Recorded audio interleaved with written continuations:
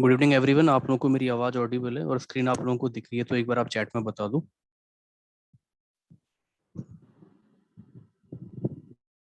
Mic को mute ही रखिएगा आप लोग, और एक बार चैट में बता दो अगर आपको स्क्रीन साफ साफ दिख रही है और आवाज़ मेरी आ रही है तो ठीक है, फाइन।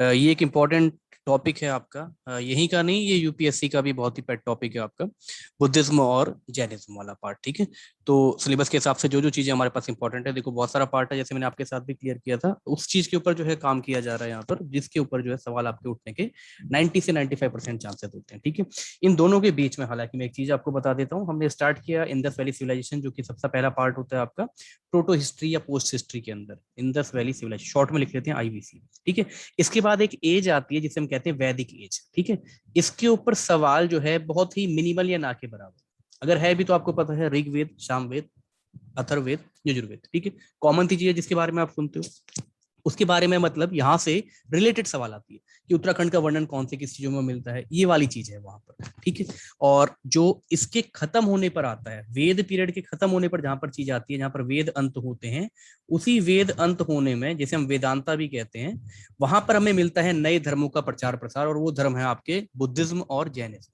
तो हम आज बुद्धा एक इंपॉर्टेंट टॉपिक पढ़ रहे हैं आपका, जो कि ऑलमोस्ट हर पेपर का एक इंपॉर्टेंट टॉपिक, आप ये मान लो एसएससी का, आपके स्टेट पीसीएस का या बाकी किसी एग्जाम का एक इंपॉर्टेंट टॉपिक होता है।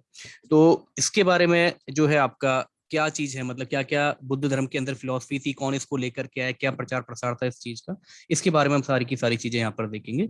गौतम बुद्ध जो है आपके, ये माने जाते हैं इस धर्म के प्रचारक प्रसारक या इस धर्म की स्थापना करने वाले। ठीक है, अब की बार एसएससी का सवाल था, अगर किसी बच्चे का आप में से दिया होगा, 17 या 18 अगस्त की शिफ्ट में था, बहुत आसान सवाल। जैन धर्म, महावीर ने कौन सा धर्म खोजा है बताओ, बच्चों का सवाल है, मैं आपको स्क्रीनशॉट भी शेयर कर दूंगा, मेरी पेपर में आया था इसलिए मैं आपको बताया। तो इतना बेसिक बेसिक सवाल भी आ जाता है आपके पास कई बार। तो गौतम बुद्ध ने बुद्ध धर्म की स्थापना करी है। जब बुद्ध पैदा हुए तो इनका नाम सिद्धार्थ था। देखो एक खास बात है इनकी चीजों के बारे में, जो इनका नाम है सिद्धार्थ है, पिताजी का नाम सुद्धोधन है, जो वाइफ है इनकी, उनके पिताजी का नाम भी एससी है। ठीक है, तो ये जो है आपके पास ये एस नाम से जो है काफी ज्यादा रिलेशन है इनका, ये आप ये समझ के चलिए, एक हिंट लेकर के चलिएगा इस नाम से, सिद्धार्थ सुद्धोधन। ऐसे ही आगे भी आपको मिलेंगे, ऐसे ही आगे ही आपको भी मिलेंगे, जब आप जैनिज्म पढ़ोगे तो वहां पर महावीर के नाम पर पढ़ोगे उनके पेरेंट के नाम, तो दोनों के नाम ऑलमोस्ट जो रिसेंबल करते हैं आपके, तो आपने कंफ्यूज नहीं होना है वहां पर। ठीक है, तो जो सिद्धार्थ इनके बचपन का नाम था, बर्थ प्लेस इनका लुम्बिनी है। लुम्बिनी कहाँ है? कपिल वस्तु में। कपिल वस्तु कहाँ पर है? नेपाल में। तो ये वर्तमान समय में आपका नेपाल वाला इलाका है। 566 के आसपास इनका जन्म बताया गया, कुछ किताबों में 543 भी बताया गया। ठीक है, अलग अलग 563 भी बताया गया।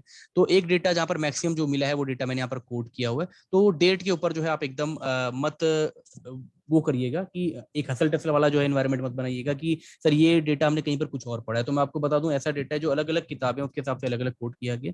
मैक्सिमम जगह पर जहां पर जो कोट है आपके पास एनसीईआरटी और बाकी और किताबों के साथ या सोर्स के साथ ऑफिशियल, वहां पर जो है आपका 566 मेंशन है। जैसे कहा जाता है आपके पास की जो दांडी यात्रा थी उसमें 78 बंदे गए थे, हमने यही पढ़ा, एनसीईआरटी के अंदर भी ये डेटा पढ़ा है। पर आप बाद में पढ़ोगे तो बाद में जाकर के कहीं पर कुछ साइटों में उन लोगों ने कहीं से 3 बंदे और निकाले और उसमें 81 किया गया, लेकिन हम इसे नहीं मानते, क्योंकि जो आपका साबरमती आश्रम की ऑफिशियल साइट है उसमें 78 बंदों का नाम बकायदा दिया गया है लिस्ट के साथ। ठीक है, तब उत्तराखंड नहीं बना था तो यूपी ही था, और यूपी से सबसे ज्यादा बंदे इस मार्च में दौड़े थे आपके, जिसमें से हमारे उत्तराखंड के 2 व्यक्ति, एक आपके पास ज्योतिराम कांडपाल जी और दूसरा आपके भैरव दत्त जोशी जो है आपके पास, है ना। तो ये लोग जो है गए थे वहां पर, लेकिन फाइनली जो है ज्योतिराम कांडपाल जो है पहले वहां पर पहुंचे थे, तो उनका नाम वहां पर आता है। तो 78 बकायदा एकदम साबरमती आश्रम दांडी मार्च साइट पर दिए गए हैं नाम, हर राज्य से कितने कितने बंदे पार्टिसिपेट हुए थे। एनसीईआरटी में भी हमने 78 पढ़ा तो हम 78 मानते हैं, ये वाली चीज है। ये बेटे हैं सुद्धोधन के और महामाया के, ये इनके माता पिता का नाम है। सो गौतम बुद्ध बाद में एसेक्टिक बन गए थे, साधु बन गए थे आपके, लेकिन थे ये आपके क्षत्रिय क्लैन के, दोनों के दोनों क्षत्रिय क्लैन के थे, एक क्षत्रिय कुल के थे, क्लैन मतलब एक कुल के थे। तो ये शाक्य क्लैन के थे, इसी वजह से इन्हें शाक्य मुनि कहा गया। इनका जो ऐसे हमारा कुल है, अलग अलग कुल होते हैं सबके अपने अपने, तो इनका जो कुल था, गोत्र इज डिफरेंट थिंग, कुल इज डिफरेंट थिंग, है ना।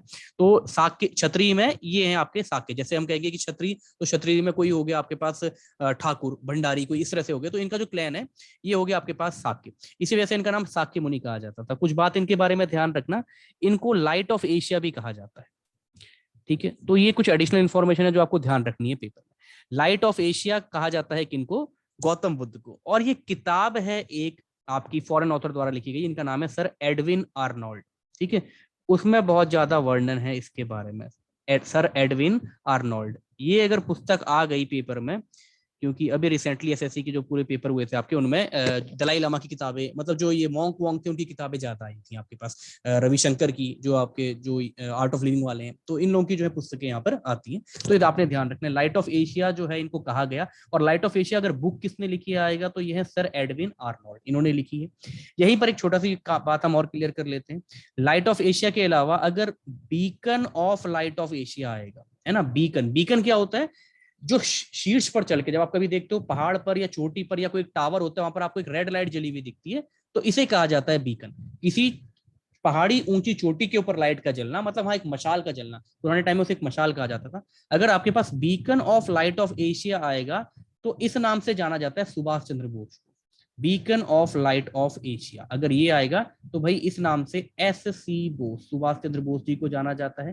सुभाष चंद्र बोस जी के बारे में हर साल कुछ ना कुछ घोषणाएं होती जा रही हैं। जैसे 2018 में घोषणा हुई थी कि जो आपका अंडमान निकोबार का रॉस आइलैंड है, ठीक है, लिख ही देता हूं मैं यहाँ पर, ध्यान रहेगा आपको, रॉस जो आइलैंड है, ये मोदी जी ने खुद वहां पर जाकर के इसका नाम नेताजी सुभाष चंद्र बोस किया, नेताजी सुभाष चंद्र बोस द्वीप इसका नाम कर दिया। तो ये काम इन्होंने 2018 में किया, मोदी जी ने वहां पर जाने के बाद। और जो अब की बार का इनका जन्मदिन था 23 जनवरी, ठीक है, 23 जनवरी, इसको ये फैसला लिया गया। मतलब एक तरह से जैसे आपको पता है, क्योंकि चुनाव उनाव वाली बातें थी ना, वो सारी बातें थी, तो वहीं पर भी रैलियां चल रही थी, तो वहां जाकर के ये दिखाना कि नहीं, आजाद हिंद फौज बहुत बड़ी थी, बोस जी यहाँ के थे, रविन्द्रनाथ टैगोर जी, तो इस तरह की चीजें को दिखाने वाला एक स्टंट होता है, आपको पता है। तो उसी के चलते 23 जनवरी को जो है पराक्रम दिवस के नाम से, हालांकि पराक्रम का काम तो इन्होंने किया ही था, ऐसे बंदे जो अपने दम पर पहले यहाँ पर फॉरवर्ड ब्लॉक की स्थापना करके, और उसके बाद आपका आगे जाकर के सिंगापुर में अपनी आईएनए की स्थापना करके जो है आगे बढ़े, ठीक है। तो पराक्रम तो इन्होंने दिखाया दिखाया, अपने दम पर निकले। यहाँ पर बर्लिन रेडियो से इन्होंने घोषणा करी कि बाबू मुझे आशीर्वाद दो कि आपने भी भारत में जो है एक लड़ाई छेड़ दी है, अगस्त क्रांति मैदान से, ग्वालियर टैंक मैदान से, भारत छोड़ो आंदोलन, अंग्रेजों भारत छोड़ो आंदोलन वाला आपने छेड़ दिया, क्विट इंडिया मूवमेंट, तो मुझे भी आशीर्वाद दो, अब मैं भी फिरंगियों के साथ मिलकर के जर्मनी और बाकी बकायदा और लोगों की जो है हेल्प लेकर के यहाँ पर अंग्रेजों को यहाँ से खदेड़ता हूँ। तो ये बातें थोड़ी आपने ध्यान रखनी है इनके बारे में, ठीक है। नेक्स्ट चीज क्या है, हम कहाँ से कहाँ पर आ गए, ठीक है, बुद्ध से हम आए लाइट ऑफ एशिया पे, लाइट ऑफ एशिया से beacon of light of Asia, ये ध्यान रखना आपने। नेक्स्ट बात यहीं पर, सिद्धार्थ जो है इनको पाला गया था प्रजापति गौतमी द्वारा, इनकी माता की मृत्यु के बाद इनको पाला गया प्रजापति गौतमी के द्वारा, और इस वजह से जो है आपको इनका नाम कई बार गौतम पुत्र भी कहा जाता है, ठीक है, this gave him the name Gautam.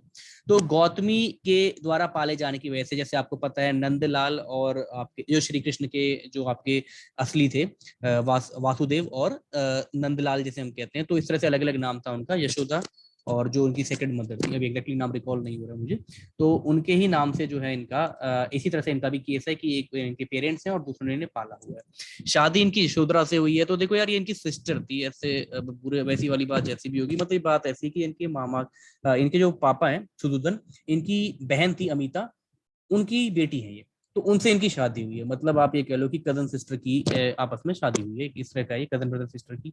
तो ये उनकी इनके पिताजी की बहन की बेटी थी, इनके साथ इनकी शादी हुई है, इनसे इनको एक पुत्र हुआ जिसका नाम था राहुल। बाद में जाकर के, क्योंकि इन्होंने तो त्याग दिया था सब कुछ गौतम बुद्ध ने, तो ये भी नन बन गई थी, मतलब जो फीमेल थी, फीमेल को भी एक है, मतलब एक नन का एक रूप दिया जाता है, आपको पता है, जो आपका सब कुछ त्याग देती है उन्हें नन कहा जाता है उसमें।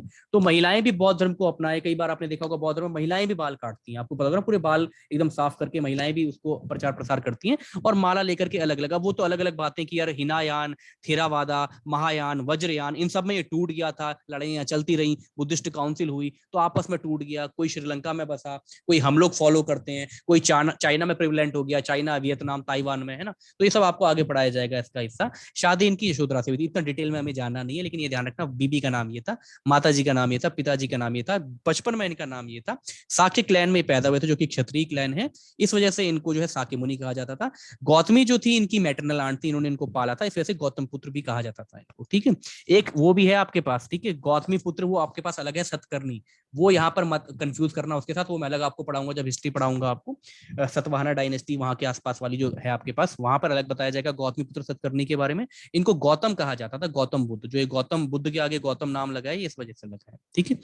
कंठक इनके घोड़े का नाम था। कहा यह जाता है कि इनके दिमाग में एक बार ऐसी ही बात आई, मतलब बात आई भी क्या, जब ये घूम रहे थे तो जाते जाते इन्होंने कुछ तरह की चीजें देखी, तो ये 4 डिफरेंट स्टेट से गुजरे, इन्होंने देखा यार एक वृद्ध व्यक्ति है, मतलब समझना पूरी बात की क्या हुई थी, तो उसका अपना अलग दुख है। बीमार पड़ा हुआ व्यक्ति, मतलब वो बीमार पड़ा हुआ बिस्तर में पड़ा हुआ है और कोई उसकी मतलब एकदम ये समझ लो जैसा हो जाता है ओल्ड, मतलब एक बीमार व्यक्ति के साथ कोई उसकी देखरेख करने वाला नहीं, उस टाइप का।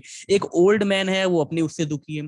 साथ में कॉर्प्स देखा, मतलब एक स्केलेटन देखा। दो तरह के वर्ड होते हैं, एक कॉर्प्स होता है, कॉर्प्स उसे कहा जाता है जब मनुष्य का आपको नरकंकाल मिलेगा, नरकंकाल को कॉर्प्स कहते हैं। अगर किसी जानवर का मिलता है तो उसे कैरकेस कहा जाता है, कैरकेस। अगर किसी जानवर की, जैसे गाय भैंस कहीं पर लोग साइड में डाल देते हैं नहर के आजू बाजू यहाँ वहां पर, तो वो कैरकेस कहलाता है। कॉर्प्स हो गया मनुष्य का, ठीक है। और इनको रास्ते में एक साधु मिला, तो इन सबसे बात करके इनको कुछ चीज फील हुई, जिसके बाद इन्होंने निर्णय लिया कि जीवन एक निस्वार्थ भाव होना चाहिए और जीवन में कोई कामना नहीं होनी चाहिए, आशा नहीं होनी चाहिए, क्योंकि ये सब व्यक्ति जीवन में जी रहे थे और लास्ट में जाकर के आदमी को यही होना है। तो ये सारी बातें इनके दिमाग में आई, तो इन्होंने एसेप्टिक बन गए।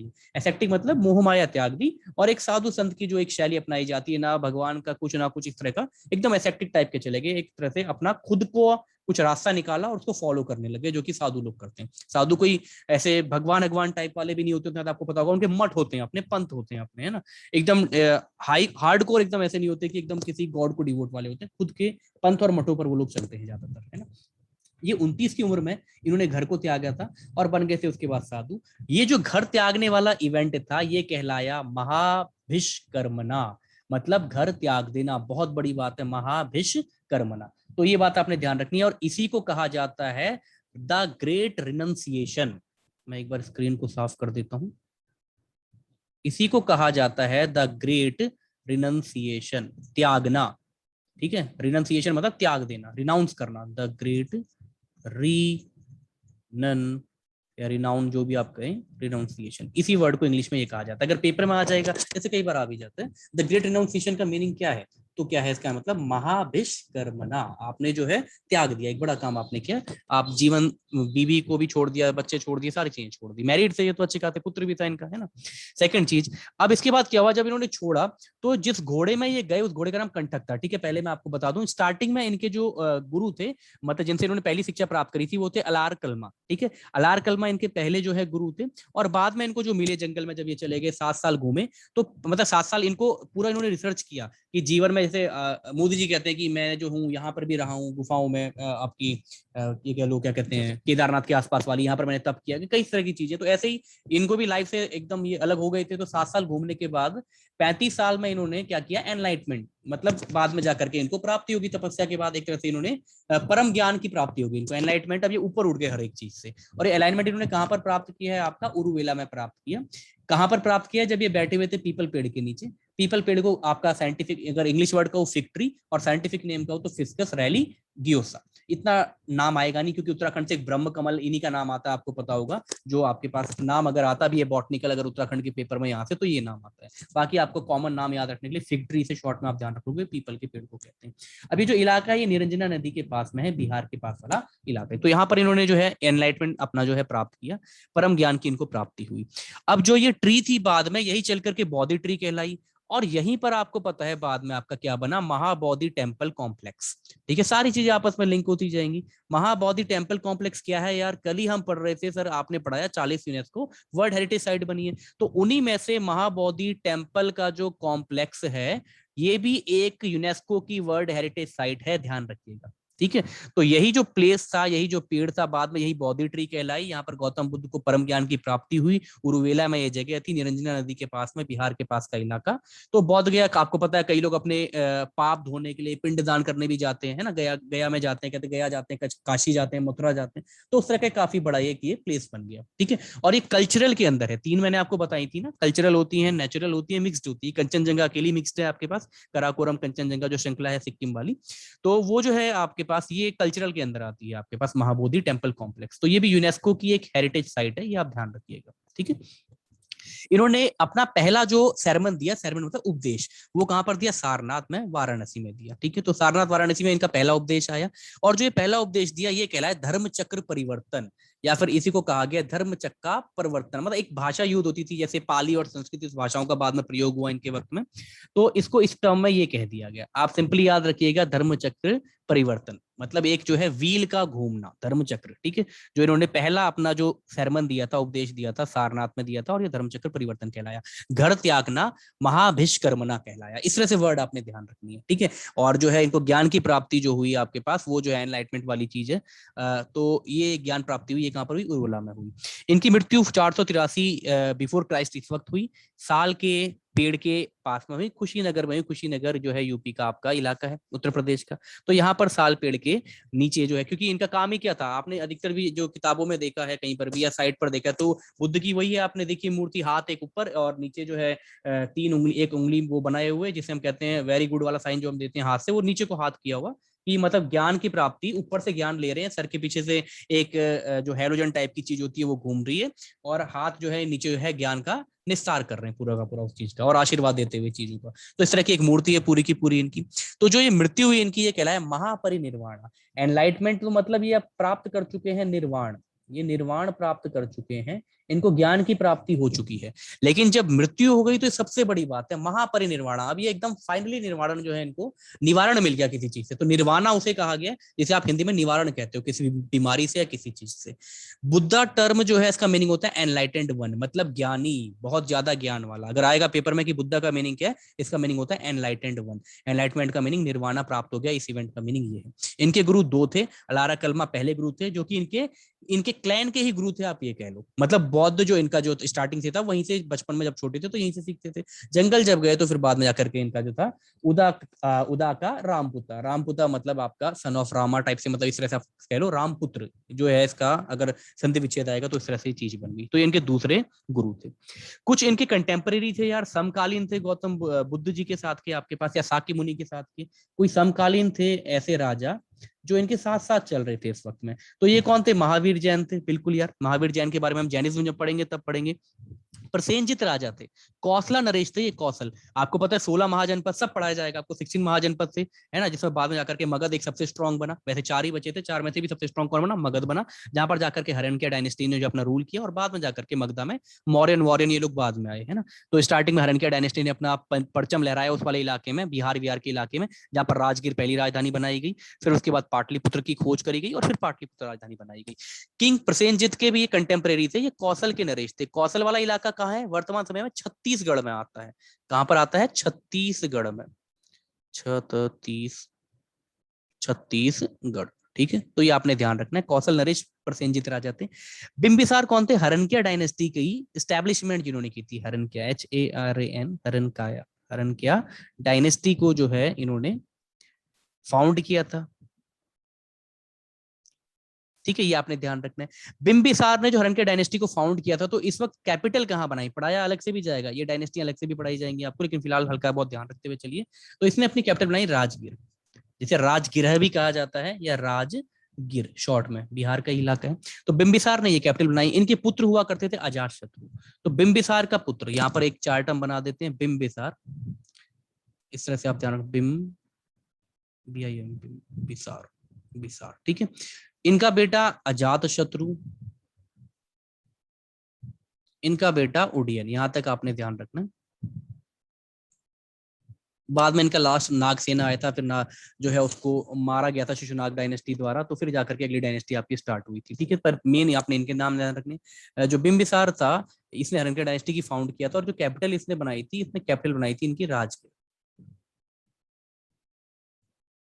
बिहार का इलाका है। अजात शत्रु ने पाटलिपुत्र को फाउंड किया था। अगर पेपर में आएगा कि पाटलिपुत्र खोजी किसने थी, तो पाटलिपुत्र जो है, जिसे हम पटना भी कहते हैं वर्तमान समय में, इसकी खोज इसकी खोज करी थी किसने, अजात शत्रु ने। ठीक है, और उडियन ने बनाया था इस पाटलिपुत्र को अपनी कैपिटल। इतनी चीज आपने ध्यान रखनी है। पेपर में अगर किस किस तरह से आता है तो ये ध्यान रखेंगे। तो मगधा एम्पायर की जो पहली राजधानी बनी उस वाले इलाके की, वो राजगीर बनी हरनक्या डायनेस्टी के बनने के बाद। बिंबिसार ने वो कैपिटल बनाई अपनी, और अजात शत्रु ने एक नई सिटी उसी के पास में आपकी बिहार, क्योंकि बिहार का इलाका है, उसी के पास में पाटलिपुत्र, जिसे हम पटना कहते हैं, वो खोली, या पाटलिपत्तन भी मिलेगा कुछ किताबों में आपको, नाम कंफ्यूज नहीं होना है, सेम नाम है। उसके बाद उनके बेटे उडियन ने इस जगह को कैपिटल बनाया अपने पिताजी की याद में। अजात शत्रु एक काफी एक सक्षम जो है राजा था हरनक्या डायनेस्टी का। ठीक है, तीनों ही सक्षम थे वैसे काफी ज्यादा। इनका अपना एक फिलॉसफी चलती थी। ठीक है, जैसे बिंबिसार के बारे में आपको बात बताऊं, बड़ा मतलब डेढ़ छाना टाइप का, हम जैसे आदमी कहते हैं इस टाइप का, ये जो है साम्राज्य को बढ़ाने की इसकी आदत थी। ये आजू बाजू क्या करता था कि भैया आजू बाजू से लड़कियां ब्याह के ले आओ, ब्याह के ले आएंगे तो दहेज के सिस्टम में वो अपना राज्य दे देगा। तो इसने कहीं से अवंती मिलाया, कहीं से कुछ मिलाया, कहीं से कुछ में 4 बीबियां हुआ करती थी, ऐसा बताते हैं इसके बारे में।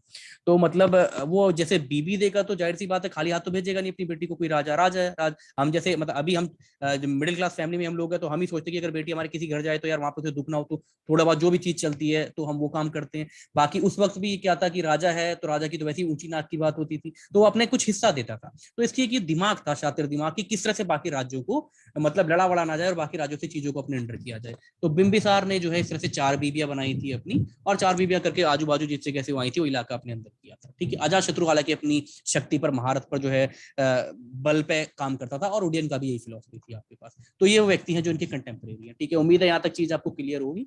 नेक्स्ट जो है अगली चीज, 5 तरह के जो इवेंट हुए गौतम बुद्ध की लाइफ के, ये इवेंट्स हैं, इन्हें 5 फॉर्म्स भी कहते हो और 5 major events of Gautam Buddha's life भी कहते हो।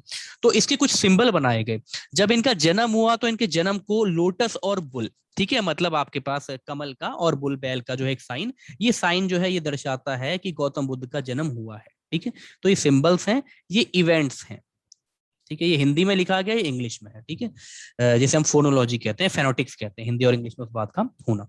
जब इन्होंने चीज जब घर त्यागा, ठीक है, तो घर त्यागने का क्या दिखाया गया, हॉर्स, क्योंकि जब घर त्यागा तो कंटका जो इनका घोड़ा था उसके ले जाकर के इनको छोड़ा गया था जंगल में। वहां पर जाकर के 7 साल तक ये घूमे और बाद में जाकर के इनको दूसरे गुरु मिले और वहां पर जाकर के इन्होंने अपना जो है एनलाइटमेंट किया। क्योंकि कहते हैं ना कि किसी को भी, अब जैसे मुझे कुछ चीज बननी है तो मुझे किसी का सहारा लेना पड़ेगा।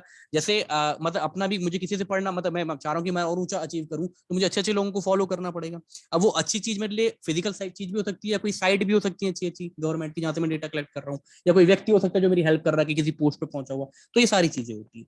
तो इन्होंने घर जो त्यागा और वो त्यागने में जो ये जंगल गए उसमें इन्होंने घोड़े का सहारा लिया, तो ये हुआ। निर्वाणा इन्होंने प्राप्त किया आपके पास पीपल ट्री के नीचे, तो उसी पेड़ का नाम पड़ गया बोधि ट्री, क्योंकि वहां पर बौद्ध ने एक ज्ञान की प्राप्ति करी अपनी, तो वही इंग्लिश में एनलाइटमेंट कहलाया। और वहीं पर आपका बना बोधि ट्री, या जो Bodhi tree temple complex, Mahabodhi complex जिसे हम कहते हैं। धर्म चक्र परिवर्तन, जहां पर इन्होंने पहला अपना जो है क्या दिया, उपदेश दिया, मतलब सारनाथ की बात है, वाराणसी यूपी की। तो जब धर्म चक्र परिवर्तन है, चक्र का मतलब क्या होता है, चक्का, तो धर्म का चक्का जो है घूम रहा है, 24 स्पोक्स होते हैं जनरली, आपको पता है, जो हमारे तिरंगे के अंदर भी है, 24 की 24 चीजें। महापरिनिर्वाणा मतलब अब इनकी डेथ हो गई है, अब ये मर गए हैं आपके। जब मर गए हैं तो भैया मरने में क्या होता है, बौद्धों को स्तूप में रखा जाता है। आगे भी आपको बताया जाएगा 3 तरह की चीज हुआ करती थी इनकी, धम्म, संघ और स्तूप। ठीक है, वो आगे बताया जाएगा धम्म में क्या होता है, धमा की फिलॉसफी क्या होती है, संगा की फिलॉसफी क्या होती है, स्तूपा की फिलॉसफी क्या होती है, ये थोड़ी देर हम आगे चल करके देखेंगे। तो स्तूप जो है, स्तूप इनका क्या है, महापरिनिर्वाणा का जो इवेंट हुआ है इसका एक सिंबल है। ठीक है, ये भी आपको क्लियर होगा, छोटी सी चीज, छोटे छोटे पॉइंट है, कोई भी एक सवाल आएगा, एक सवाल के लिए हमें इतना जरूर पढ़ना है, इतने डीप में जरूर पढ़नी है चीजों को। ठीक है, नेक्स्ट क्या है आपके पास, अब इनकी फिलॉसफी क्या थी, कुछ बात ये कहते थे ना मुझे ज्यादा दुख ना ज्यादा सुख, मिडिल पाथ, बीच का पाथ अपनाना है। मतलब मुझे सारे ऐसो आराम त्यागने हैं, मतलब एक मिडिल पाथ अपनाना है, मतलब जिससे कि मुझे ऐसा ना हो कि मेरे पास कोई चीज आ गई तो मैं बहुत खुश हो गया, कोई चीज चलेगी तो दुखी हो गया। होता है कईयों के साथ, कुछ पेपर नहीं निकले एकदम डिमोरलाइज, सर अब क्या होगा, क्या कुछ नहीं यार, लाइफ पड़ी हुई है। एक आदमी हाथ कट करके भी जो है जिंदगी अपनी चलाता है सोच करके। तो जो भी आपका साथ कुछ अगर होता है एग्जाम में, कोई ऊपर नीचे हो जाता है, हम है खुद, हम कुछ नहीं तो कम से कम जो है 12 मेंस में बैठे हुए, 7 इंटरव्यू दिए हुए हैं। ठीक है, उसके बाद भी आज पढ़ा रहे हैं, मतलब फाइनली अल्टीमेटली हम जो चाह रहे थे वो ले नहीं पाए ना, लेकिन पढ़ाना मुझे एक अच्छा लगता है। तो मैं आपको, तो बुद्धा ने क्या किया, बुद्धा ने जो है इनकी एक फिलॉसफी थी, ये भगवान में विश्वास नहीं रखते थे। ठीक है, भगवान, आत्मा आदि इस तरह की चीजों में विश्वास नहीं रखते थे। इन्होंने किसके ऊपर जोड़ दिया, कर्म करो। कर्म की जो फिलॉसफी है, बिल्कुल आप कर्म करो, अभी नहीं तो आपको कभी ना कभी इसका फल मिलेगा। अहिंसा, गांधीवादी विचारधारा, ठीक है, इसके ऊपर आप फॉलो करो चीज को। इन्होंने कहा कि वर्ण सिस्टम के अगेंस्ट है। वर्ण सिस्टम क्या, 4 वर्ण सिस्टम होते थे आपके पास, आपको पता है, ब्राह्मण, शूद्र, है ना, वैश्य और जो आपके पास होते थे कायस्थ वाली जो 4 श्रृंखलाएं होती थी, ये क्षत्रिय, ब्राह्मण, वैश्य और शूद्र, तो ये 4 वर्ण सिस्टम हमारे होते थे। और ये वर्ण सिस्टम कहाँ से आए, ये वैदिक लिटरेचर से आए। वैदिक लिटरेचर में इसलिए नहीं पढ़ा रहा हूँ क्योंकि वहां से सवाल रेयर, मतलब आएगा तो उत्तराखंड के अंदर आ जाएगा, जो कि वहां पर भी आपको लेक्चर में दिया गया कि उत्तराखंड का वर्णन कहाँ कहाँ से। इसलिए हम उस जगह पे वेस्ट न करते हुए, अगर पेपर दिसंबर में होता है तो उससे पहले पहले हम सारे जो इंपॉर्टेंट टॉपिक्स हैं वो सारे के सारे निपटाते हुए चलेंगे, टाइम बाई टाइम आपके पास। बुद्धा ने पाली भाषा का जो है जो पढ़ाया वो पाली भाषा में पढ़ाया। हालांकि बाद में हम पढ़ेंगे कि प्राकृत भाषा भी बुद्धिस्ट की बनी, संस्कृत भाषा में भी कुछ चीजें जो है बाद में कन्वर्ट करी गई, लेकिन बुद्धा की जो टीचिंग थी वो पाली में थी। किसमें थी, पाली भाषा में थी। इन्होंने जो है 4 सत्य कहे। नोबल, नोबल मतलब आर्य, ठीक है, आर्य मतलब नोबल मतलब अच्छा व्यक्ति, अच्छे व्यक्ति को आर्य बोला गया। आर्य मतलब एक तरह का ऐसा कि आप सर्वोपरि हो, एक नोबल हो, व्यक्ति हो, अच्छे काम आप करते हो, अच्छी बातें बताते हो। तो 4 नोबल ट्रुथ जो है बुद्धिज्म के हैं, जो इन्होंने कहा। ये 4 इनको कहाँ से मिला? ये 4 चीजें इनको, जो इन्होंने इवेंट देखे थे पहले, कि सिक पीपल देखा, ओल्ड देखा, और ये जो आपके पास देखा कि एक यार कहीं पर कंकाल, नर कंकाल पड़ा हुआ है, और बाद में जाकर के इन्होंने लिया कि यार ठीक है, अब मैं अपनाऊंगा अपना एसेप्टिक वाला रास्ता। तो उसी चीज को यहाँ समझाया गया। दुख, द ट्रूथ ऑफ सफरिंग, मतलब जीवन में सारी चीज क्या है? दुख। सारी चीज ही दुख है। उस दुख की वजह क्या है? उस दुख की वजह है तृष्णा, मोह, लालच। तो इसे कहा गया समुद्य। The truth of cause of suffering क्या है? समुद्य मतलब आपका, समुद्य क्या बताया गया है कि जो ये सफरिंग आपको हो रही है, जो दुख हो रहा है, ये है तृष्णा की वजह से। अगर आपकी चाहते मर जाएंगी तो आपको दुख भी नहीं होगा। दुख इसी बात का होता है क्योंकि हमारी चाहते हैं। अब चीज क्या है? निरुद्ध या निरोधा। इसका मतलब क्या है कि असली जो ट्रुथ है एंड ऑफ सफरिंग। एक और ट्रुथ क्या बताया कि एंड ऑफ सफरिंग के लिए जो असली ट्रुथ जो है वो क्या है आपके पास? पेन और sorrow can be ended by attainment of nirvana. मतलब जो उन्होंने वास्तव बताया इन चीजों का कि भैया आपको दुख होगा, दुख की वजह तृष्णा है, लालच है, और इसको खत्म करने का एक उपाय है कि आप निर्वाणा की ओर जो है क्या करो? रुख करो। और ये निर्वाणा कैसे प्राप्त होगा? जब आप अष्ट मार्ग पर चलोगे। 8 सिद्धांत दिए थे गौतम बुद्ध ने। सही चीज देखो, सही काम ये करो, सही एटीट्यूड रखो, सही अप्रोच रखो, सही विजन रखो, ये सारी चीजें दी थी, अभी हम आगे देखेंगे। तो ये पूरा का पूरा इनके 4 नोबल ट्रुथ थे कि भैया दुख हर जगह विश्वव्याप्त है। दुख की वजह है आपका लालच करना, किसी चीज की जो है मन में एक डिजायर होना। उसके हिसाब से इन्होंने कहा कि अष्टगामिक मार्ग को आप अपनाओगे तो आपको ये सारी चीजें समझ में आने लगेंगी कि क्या चीजें क्या नहीं। तो 8 फोल्ड पाथ क्या थे? सबसे पहली बात, सम्यक दृष्टि रखो या समाधिति। देखो मैं ये वर्ड नहीं पढ़ूंगा, ये वर्ड इन्हीं की लैंग्वेज के, पाली भाषा के बोलने में। ये इसका मतलब है सम्यक दृष्टि, मतलब राइट विजन। सम्यक मतलब सही, दृष्टि मतलब ध्यान, है ना? क्योंकि प्रोनाउंस करने में मेरे को भी एकदम से अजीब से होते हैं। ये वाका मतलब वाच्य, वाच्य मतलब मुंह से बोलना, वाका लिखा गया वाच्य, वाच्य मतलब स्पीच, ठीक है। ये एक कर्मठ है, कर्मठ मतलब कर्म, जो आप एक्शन करते हो, ठीक है, उसे कामंता बताया गया। इस अजीविका, इसे अजीवा, इस तरह की चीज है, ठीक है। तो राइट विजन जो है आपका, इन्होंने कहा कि भैया सही विजन रखो, कि आप रियलिटी के जो है उसके ऊपर जो है गौर करो, and the path of transformation, की अपने आप को जो है बदलने की कोशिश करो। तो ये जो राइट विजन है वो यही बताता है कि आप सही नजरिया रखो किसी चीज के प्रति, और अपने आप के अंदर अगर आप में कुछ कमी है तो आप उसमें जो है ट्रांसफॉर्मेशन करने की आप कोशिश करो। आपका विचार अच्छा होना चाहिए, आपका एटीट्यूड अच्छा होना चाहिए इसके लिए। It signifies having emotional intelligence, EI, ठीक है। ईआईक्यू जो हम कहते हैं आईक्यू, इंटेलिजेंस क्वेश्चंट, और इमोशनल क्वेश्चंट, दो चीजें होती है ना, ईक्यू और आईक्यू। तो इन्होंने दोनों की बात कही है कि आपके पास इमोशनल क्वेश्चंट भी होनी चाहिए, इंटेलिजेंस क्वेश्चन भी होना चाहिए, और यही चीजें आपके अंदर जो है क्या होनी चाहिए, और ये एक्टिंग होनी चाहिए लव और कंपैशन की, इस चीज को लेने के लिए। मतलब अंदर एकदम आपके पास जुनून है उस चीज को लेने का। राइट जो है आपकी, या फिर पूरी की पूरी स्पीच, ऐसा नहीं कि आप भी इसके पीछे कुछ बोला अगले के, मतलब आप जो बात बोल रहे हो उस बात पर अडिग रहो। तो समय वाच्य बोलो, सही चीज बोलो। It signifies truthful, clear, clear बात, ये नहीं कि किसी के आगे कुछ बोल दिया पीछे कुछ। अपलिफ्टिंग मतलब दूसरा नीचे है तो एकदम गिर, मतलब उसको भी जो है आप जो है मतलब मदद करो कह करके, ठीक है। अनहार्मफुल कम्युनिकेशन मतलब दूसरे को हार्म ना हो, ठीक है। और ऐसा है कि देखो जैसे फंडा है, क्या होता है, जैसे टीचर भी कई बार बोलता है, तो उसमें टीचर क्या करता है, कई बार कुछ ऐसे टीचर होते हैं जो जलील करते हैं। जलील क्या करते हैं, क्योंकि जब अगर मेहनत कर रहा होता है, दो तरह के टीचर होते हैं, एक जिसको आता ही नहीं फिर वो बिना मतलब का जलील करता है। एक ऐसा टीचर होता है जब वो मेहनत लगा रहा है तो वो चाहता है कि यार बच्चे का हो क्यों नहीं रहा उसके बाद, क्योंकि अगर उस बच्चे का होगा तो उससे वो तो उसे कुछ नहीं देके जाएगा, उस बच्चे का परिवार आगे चल जाएगा, लेकिन उसके होने से उस टीचर को खुशी मिलेगी कि एक बच्चा जो है आगे सक्सेस वो करा पाया। अगर वो नहीं करा पाया तो टीचर को भी कहीं ना कहीं बुरा लगता है उसके पीछे, ठीक है। तो ये चीज आपने ध्यान रखनी है। राइट, जो मेहनत करेगा उसको, जिसको नहीं, जो मेहनत नहीं करता उसकी बात अलग है। राइट ऑफ इंटीग्रल एक्शन मतलब एकजुट होकर के एक्शन लेना कोई भी, ठीक है। तो अगर वही वाली बात है, यहाँ पर क्या है इसका मीनिंग, जो आपने एक थ्योरी भी पढ़ी थी, एक चैप्टर भी पढ़ा होगा इंग्लिश में, कि एक किसान होता है, मरने वाला होता है, मृत सैया में बैठा होता है, अपने बेटों को बोलता है, सबको एक एक लकड़ी देता है, सब तोड़ देते हैं, तो फिर एक साथ देता है लकड़ी तो नहीं तोड़ पाते हैं ना, तो मतलब इस तरह का एक इंसिडेंस होता है। तो इंटीग्रल एक्शन जो है आपने करना है। It signifies an ethical foundation of life, मतलब एकदम धर्म के ऊपर, न्याय के ऊपर चलने वाली चीज, on the principle of non exploitation of one self and other, मतलब दूसरे का आपने हेल्प लेनी है, उसका एक्सप्लॉयटेशन नहीं करना है, जहां जरूरत पड़ रही है उसके साथ साथ जो है लेते हुए आपने चलना है। राइट और प्रॉपर लाइवलीहुड आपका होना चाहिए, एकदम लेविश लाइफ नहीं, ऐसी चीज चलनी है कि जो एकदम आपकी जो लव और कंपैशनेट होकर के, एक ऐसी चीज है कि हाँ भैया मिजरी की भी लाइफ नहीं है, मतलब ऐसी लाइफ है कि बीच का एक पाथ है आपके पास, जो जीवन में जितनी जरूरत है उतने के लिए आप जो है अपना काम कर रहे हैं। तो प्रॉपर लाइवलीहुड होना चाहिए। इसके लिए इंफेसाइज करता है आपका किसके ऊपर कि करेक्ट एक्शन के थ्रू आप लाइवलीहुड करें, ठीक है, जो कि जनरली मैं बंदों को कहता भी हूँ कि राजकुंद्रा नहीं बनना है इस चीज के लिए, है ना।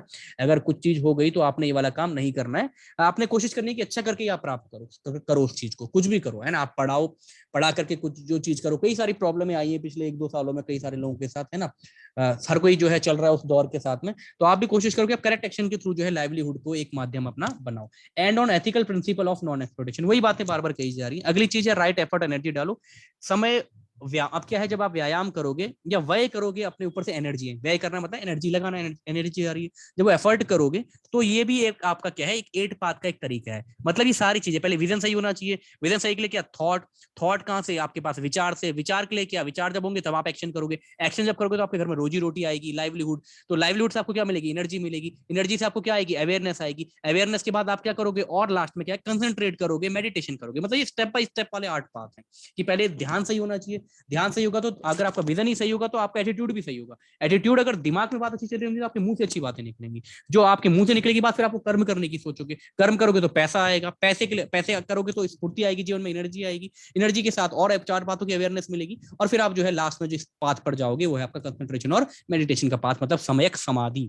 समाधि literally means to be fixed, मतलब एक ही जगह, जैसे हम कहते हैं ना गिरी महाराज, गोस्वामी महाराज, गिर गोस्वामी महाराज ने समाधि ले ली, बैठते बैठते वो पूजा पाठ कर रहे थे और वहीं पर क्या हो गए, लीन हो गए अपना। तो ये चीज है यहाँ पर, ठीक है, ये चीज भी आपको क्लियर हुई होगी 8 पाथ क्या है। ये चीज नहीं भी पढ़ोगे तो भैया चलेगा, ये नाम ध्यान रखना, सम्यक दृष्टि हिंदी में भले ध्यान रखना या अंग्रेजी में जो भी रखोगे, ये वहीं के वर्ड दिए गए हैं। वाच्य यहाँ पर होता है, संकल्प यहाँ होता है, दृष्टि यहाँ होता है, कर्मठ या कर्म वाला यहाँ पर होता है, जीविका यहाँ होता है, और व्यायाम या व्यय वाला पार्ट जो है आपका यहाँ पर होता है। इस तरह की चीजें है ये त्रिरत्न जिसकी हम बात करते हैं, 3 ज्वेल्स हैं आपके किसमें, बुद्ध धर्म में। तो क्या क्या है ये, बुद्धा, धम्मा, संगा। What does these 3 word signifies. तो बुद्धा मतलब तो खुद गौतम बुद्ध, परम ज्ञान जिसको प्राप्ति हो गई है, क्योंकि बुद्धा का मतलब क्या है, द एनलाइटेन वन, जो प्राप्त हो चुका है। अब जो बुद्धा है ये बाकियों को जो है टीचिंग दे करके एक लेवल पर लाएगा, और वो सब कहलाएंगे बोधिसत्व।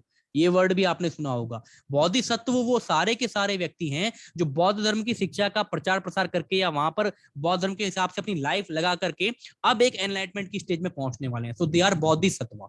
बोधिसत्व से ऊपर कौन है, बुद्ध। बुद्ध मतलब जो परम ज्ञान प्राप्त कर चुका है, ठीक है। सेकंड क्या है, धमा, धर्मा भी कह लो या धमा कहा गया उस भाषा में इसे। यहाँ पर क्या गया, धर्म की बात, धर्म की बात मतलब बुद्ध की टीचिंग। बुद्ध की टीचिंग किसमें, जनरली पाली भाषा में थी, और पाली से बाद में जो है आपका संस्कृत में ट्रांसलेट करी गई। आगे आपको बताया जाएगा कि कुछ लोगों ने संस्कृत में भी जो इनका कन्वर्जन किया गया है। तो इस चीज के बारे में बात करी गई कि राइटियसनेस होनी चाहिए, मतलब बुद्ध की टीचिंग ही ये थी, हर बात पे राइट, ये राइट, ये राइट, वो 8 बातों में राइट ही लगाया था उन्होंने सारी चीजों में। अगली चीज क्या है, संघ।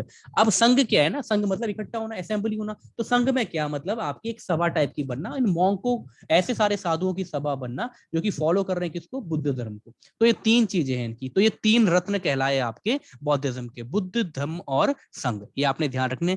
ऐसे ही आपके पास महावीर, जब आप पढ़ोगे जैनिज्म धर्म तो वहां पर भी आपको ज्वेल्स मिलेंगे महावीर के, वहां पर भी ऐसे कुछ आपको पाथ मिलेंगे। वहां पर भी उन्होंने कुछ 5 बातें कही थी, चोरी मत करो, कम खाओ, ब्रह्मचारी बनो, ये सारी चीजें बातें वहां पर कही थी महावीर ने, वो हम पढ़ेंगे वहां पर, ठीक है। अब साथ में क्या है, यहाँ पर जो है 2 तरह की चीजें चलती थी आपके पास, एक पितक्स हुआ करती हैं, एक जतकाज हुआ करती हैं, ठीक है।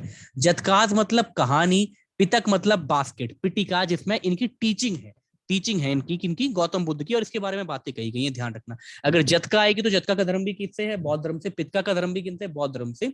जतका मतलब कथा होता है, ठीक है, कथा होता है। पितका मतलब क्या है, एक बास्केट जिसमें आपकी टीचिंग दी गई है, कि एक बास्केट है, इसमें ज्ञान भरा हुआ है, यहाँ से अब ज्ञान का प्रचार प्रसार होगा अलग अलग हिसाब से। ये वो चीजें हैं, ठीक है।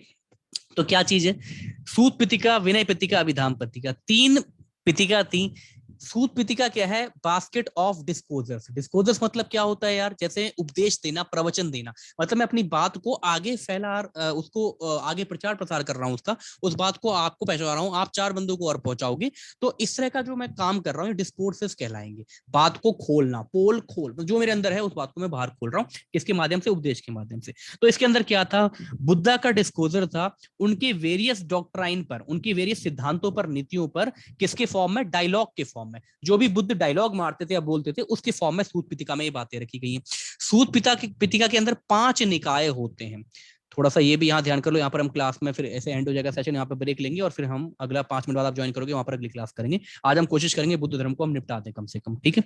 तो 5 निकाय हुआ करते हैं सूत पिटका के अंदर आपके पास, ठीक है। निकाय क्या होता है? निकाय कुछ नहीं होता आपके पास, एक तरह से मतलब एक कनेक्शन होता है एक चीज का किसी भी, ठीक है। तो 5 निकाय कौन से हैं आपके पास? जो पहला जो निकाय है आपके पास, ये है आपके पास दिग निकाय। दिग मतलब दीर्घ, ठीक है। दिग मतलब बड़ा, DIGH, दिग निकाय, NIKAY। निकाय मतलब होता है कलेक्शन किसी भी चीज का, ठीक है, कलेक्शन। निकाय का मीनिंग होता है। दिग निकाय मतलब क्या है? जो बौद्ध ने खुल खुल करके लंबा लंबा बिना कट बातें बोली, बौद्ध ने जो बोली और फिर लोगों ने बताया कि बिल्कुल एज इट इज उसी बात का प्रचार प्रसार किया, वो दिग निकाय के अंदर आया। मतलब बौद्ध का बिना कट पॉइंट का भाषण, ठीक है, बिना कोई एडिट कट वाला भाषण। दूसरा इसके बाद क्या आया? बीच का, जहां पर छोटी छोटी बातें यहां से उठाई गई, वो क्या था? मजीहम।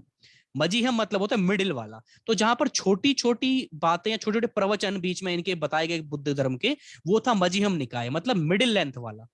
ये था फुल लेंथ वाला, लॉन्ग लेंथ वाला, ठीक है, लॉन्ग लेंथ वाला था। ये था मिडिल लेंथ वाला प्रवचन, थे सारे के सारे डिस्कोर्सेस। फिर इसके बाद क्या आया आपके पास? इसके बाद आया आपके पास संयुक्त निकाय। संयुक्त मतलब क्या होता है? एक साथ इकट्ठा करना, जोड़ना, मतलब ये बातों को आपस में एक दूसरे के साथ जोड़ना, संयुक्त निकाय। मतलब इसका मतलब है कनेक्टेड वन। निकाय, निकाय मतलब कलेक्शन। तो कनेक्टेड जो भी थ्योरीज थी इनकी, या जो भी बातें थी, डॉक्ट्राइन थी, उनका लिंक आपस में। फिर अगला क्या है, यहाँ पर ऊपर लिखता हूँ, संयुक्त मतलब, संयुक्त का हिंदी मीनिंग पता है आपको? संयुक्त करना। संयुक्त मतलब कनेक्ट करना, जोड़ना किसी चीज को। फिर अगला आया अंगुतारा। तो यहाँ पर इन्होंने कुछ चीजों की कैलकुलेशन करी। अंगुतारा, अंगु गिनती, अंगिनत, ऐसे याद रखना। अंगुतारा, अंगुतारा निकाय। इसमें न्यूमेरिकल्स बातें, मतलब कुछ सिद्धांत लगा करके यहाँ वहां उसकी बात करी गई, ठीक है। तो न्यूमेरिकल जो फिलॉसफी थी या सिद्धांत था, जोड़ घटाने के हिसाब से लाइफ की, वो वाली बातें यहाँ पर करी गई। और पांचवा जो है आपके अंदर इसमें, यहाँ पर था आपके पास खड़का, KHAD, खड़का निकाय। मतलब खड़का निकाय मतलब माइनर कनेक्शन, बहुत ही छोटा कलेक्शन इनकी चीजों का। क्या होता था समझ लो, छोटा सा। खड़का निकाय मतलब क्या? दोहे सुने आपने? मतलब यहाँ वर्सेस से इनके, जैसे मेरा कबीर के दोहे, तो किसमें राइम में है ना, ऐसी बाणी बोलिए मन का आपा कोय, आपों को शीतल करे, और मतलब जो है, मतलब दूसरे को शीतल करे आपों शीतल होए वाली बात है, और को शीतल करे आपों शीतल होए। तो मतलब क्या है? राइम आपने मिलाया पहली लाइन और दूसरी लाइन में। तो खड़का निकाय एक माइनर कलेक्शन हुआ करता था इनके दोहों का, वर्सेस का, जो कि राइम में चलते थे, एक रिदम में चलते थे, ठीक है। तो यहाँ तक आपको क्लियर हुआ होगा। सूत पिटिका में ये बातें थी। यहाँ तो छोटी चीज मैंने लिखी है, सूत पिटिका के अंदर 5 चीजें आती थी, वो मैंने आपको बता दी, ठीक है। तो अब आप जुड़िएगा 5 मिनट बाद, वहां पर हम आगे इसको आगे बढ़ाएंगे और कोशिश करेंगे आज हम इसको कंप्लीट करते हैं सारी काउंसिल्स के साथ और बाकी सारी इनकी लिटरेचर के साथ, ठीक है। 5 मिनट के अंदर आप जुड़िए।